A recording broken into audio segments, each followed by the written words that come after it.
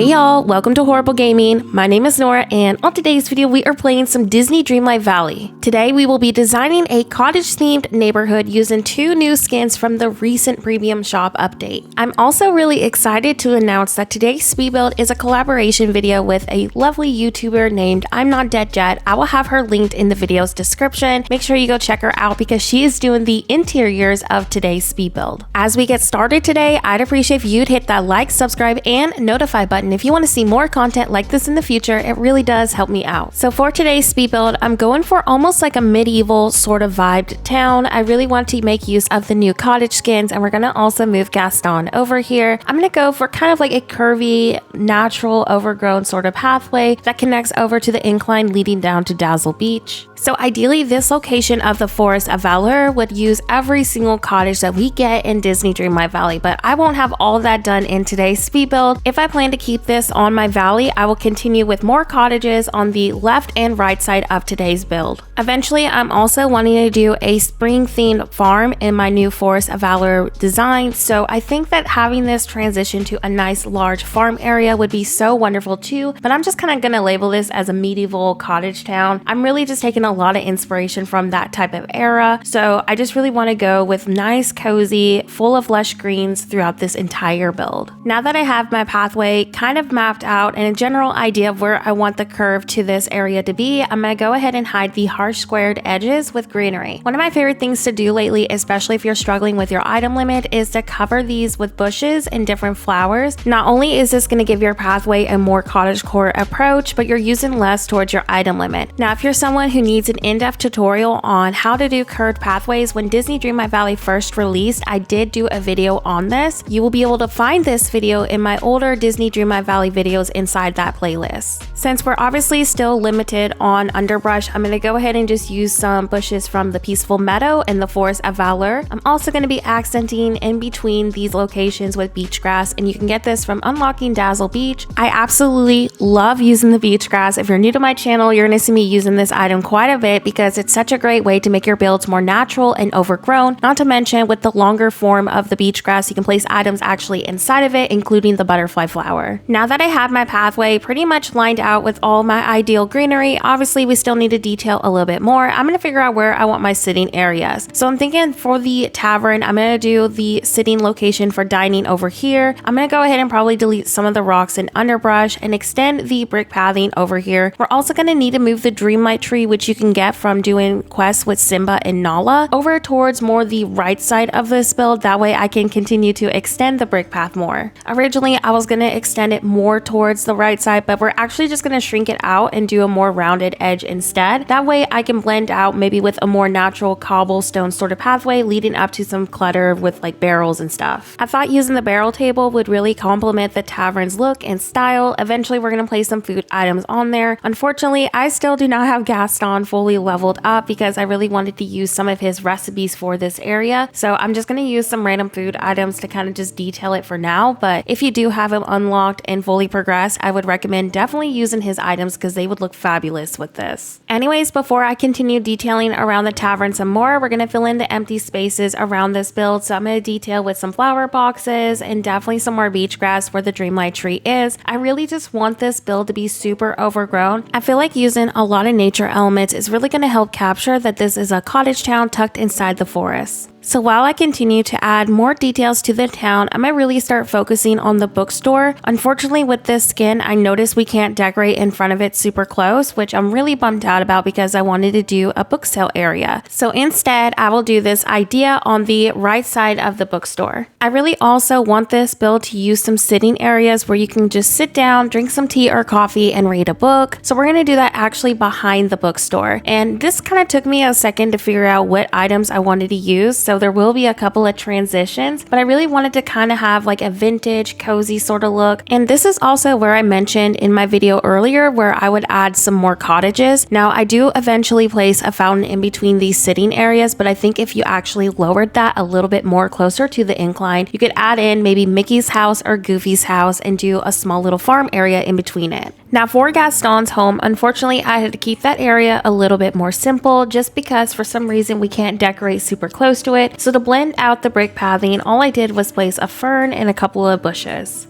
I also went ahead and placed some food items on the barrel table. As mentioned earlier in my video, if you have Gaston's stall unlocked, I think using his recipes would look a lot better. After adding a few more minor details, this is how today's speed build turned out. I hope it brought you some Disney Dreamlight Valley inspiration. Before today's video also ends, I do want to give a huge shout out to all of my channel members. Thank you so much for supporting me as a creator. Just your support in general means the world to me. Thank you so much for watching and have a horrible day. I'll see you next video.